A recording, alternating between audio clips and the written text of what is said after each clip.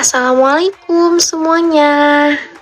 Hari ini kita akan membahas materi tentang fisiologi nifas di mata kuliah biologi reproduksi.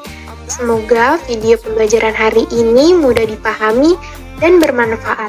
Selamat menonton, enjoy! Sesuai kata pepatah, tak kenal maka tak sayang. Tapi kalau udah kenal, jangan sampai terlalu sayang. Jadi, perkenalkan kami dari kelompok 3, Jihan sebagai moderator dan pemateri 4, Alias sebagai pemateri pertama, Yayan sebagai pemateri kedua, Fahmi sebagai pemateri ketiga, Dwi sebagai pemateri kelima, dan Rahma sebagai pemateri keenam. Baik, yang pertama ada pengertian masa nifas.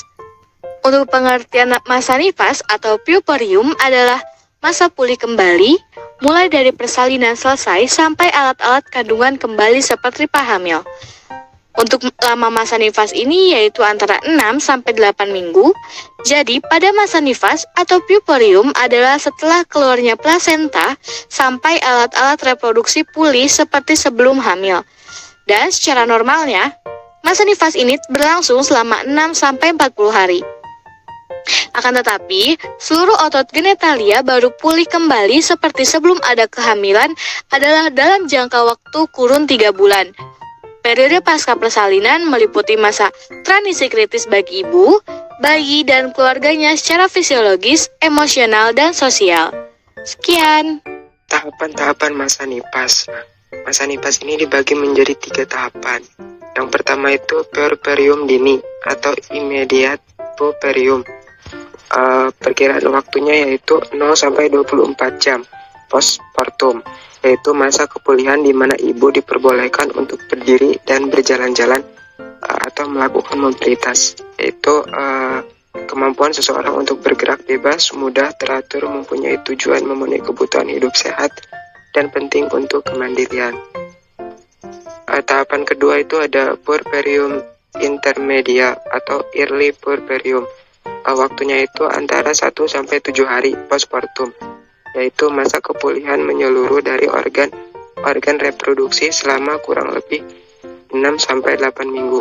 Postpartum yaitu masa di mana involusi uterus harus dipastikan dalam keadaan normal, tidak ada perdarahan, sehat, tidak berbau busuk, tidak demam, ibu cukup mendapat nutrisi dan cairan, ibu dapat menyusui dengan baik. Yang ketiga itu ada remote puerperium atau later puerperium.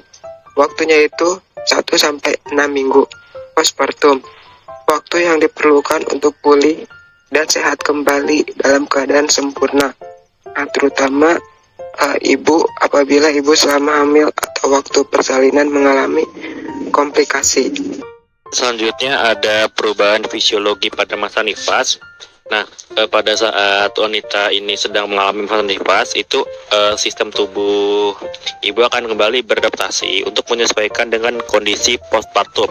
Nah, organ-organ tubuh yang mengalami perubahan setelah melahirkan itu diantaranya adalah yang A itu ada perubahan sistem reproduksi. Nah, sistem reproduksi dari ibu ini yang berubah apa aja sih?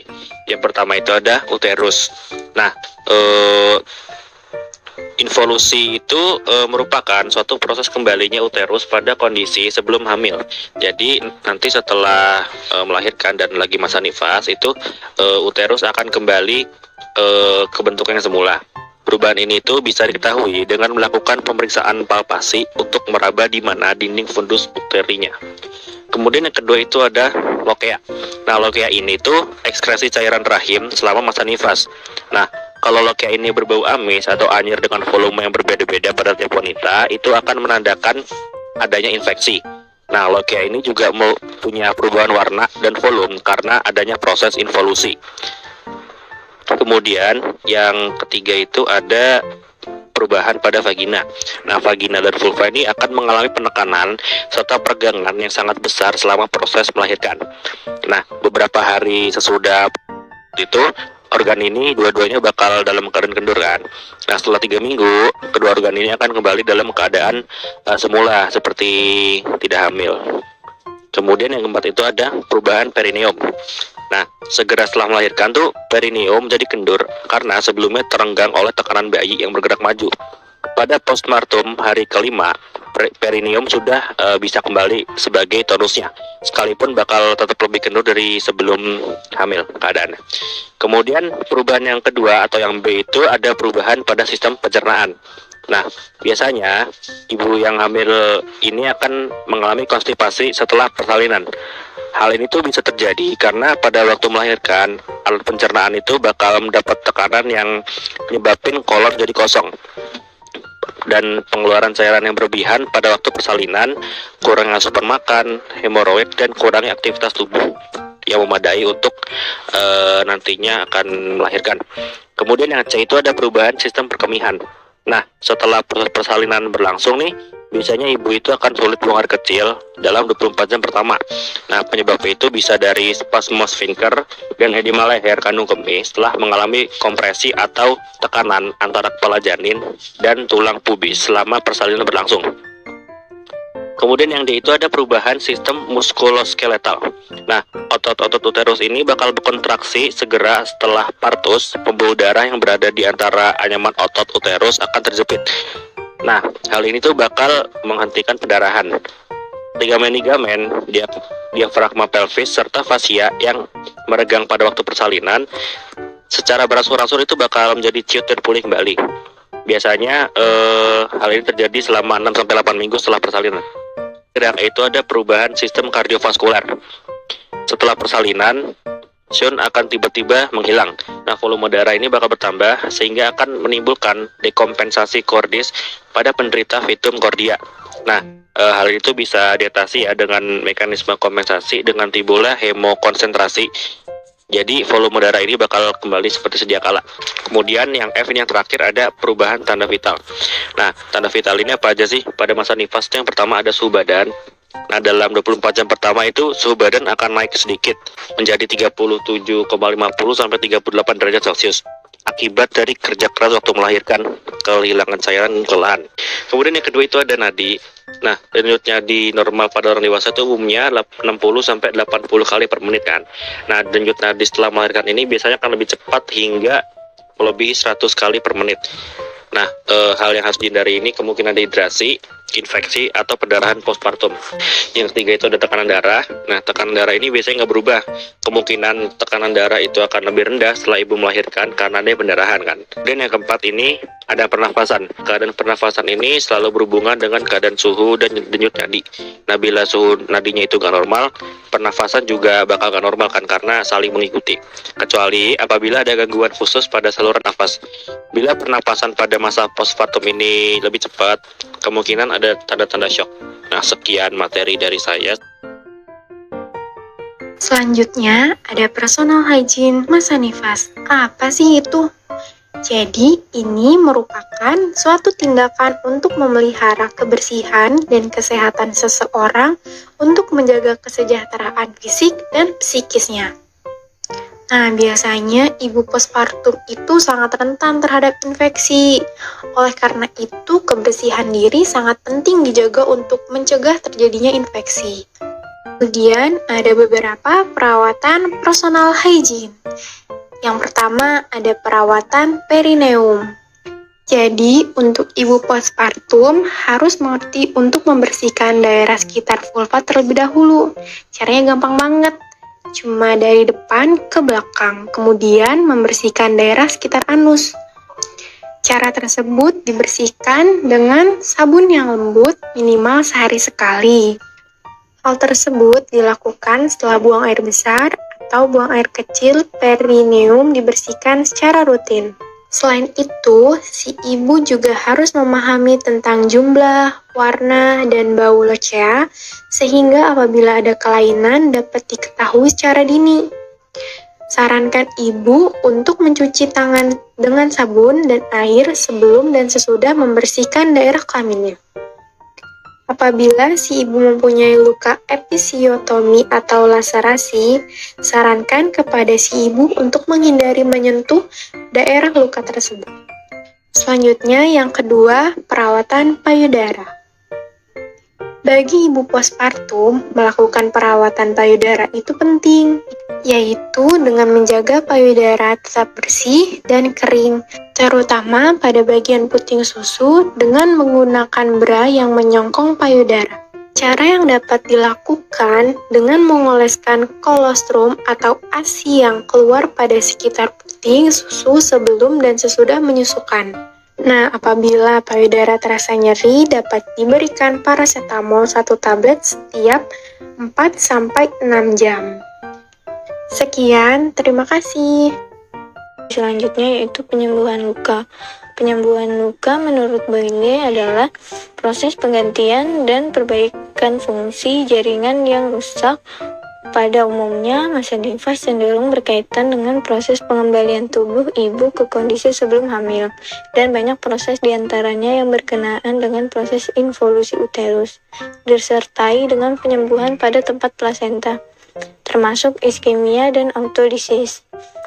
Nah, penyembuhan luka ini ada prosesnya. Menurut Smelter dan Susan, proses penyembuhan luka ini dibagi menjadi 3. Yang pertama itu ada perprimam. Perprimam yaitu penyembuhan yang terjadi setelah segera diusahakan bertautnya tepi luka, biasanya dengan jahitan. Kedua ada persekunden, yaitu luka yang tidak mengalami penyembuhan perprimam. Proses penyembuhan terjadi lebih kompleks dan lebih lama. Luka jenis ini biasanya tetap terbuka. Biasanya dijumpai pada luka-luka yang kehilangan jaringan, terkontaminasi atau terinfeksi. Penyembuhan dimulai dari lapisan dalam dengan pembentukan jaringan granulasi. Yang ketiga ada pertertiam atau perprimam tertunda, yaitu luka yang dibiarkan terbuka selama beberapa hari setelah tindakan debridement. Setelah diyakini bersih, tetapi luka dipertautkan 4-7 hari. Selanjutnya ada faktor penyembuhan luka. Faktor penyembuhan luka ini terbagi menjadi 2. Yang pertama ada faktor eksternal dan faktor internal. Nah, faktor eksternal ini terbagi menjadi beberapa. Yang pertama itu ada lingkungan. Dukungan dari lingkungan keluarga, di mana ibu akan selalu merasa mendapatkan perlindungan dan dukungan serta nasihat-nasihat khususnya orang tua dalam merawat kebersihan pasca persalinan. Yang kedua ini ada tradisi. Di Indonesia, ramuan peninggalan nenek moyang untuk perawatan pasca persalinan masih banyak digunakan, meskipun oleh kalangan masyarakat modern.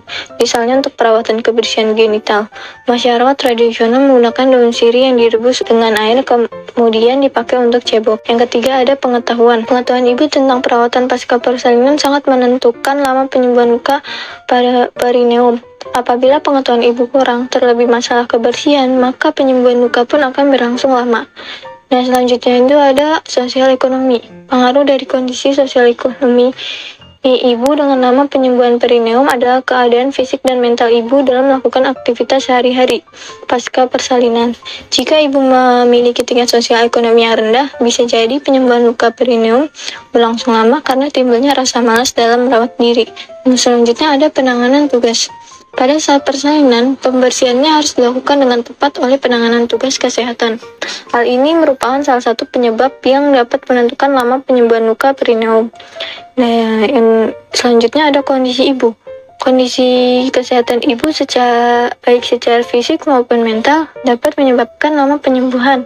Jika kondisi ibu sehat, maka ibu dapat merawat diri dengan baik. Yang terakhir ada gizi. Makanan yang bergizi dan sesuai porsi akan menyebabkan ibu dalam keadaan sehat dan segar, dan akan mempercepat masa penyembuhan luka perineum. Faktor internal ini terbagi menjadi beberapa. Yang pertama ada usia.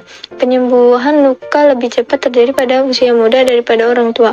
Orang yang sudah lanjut usianya tidak dapat mentolerir stres seperti trauma, jaringan, atau infeksi.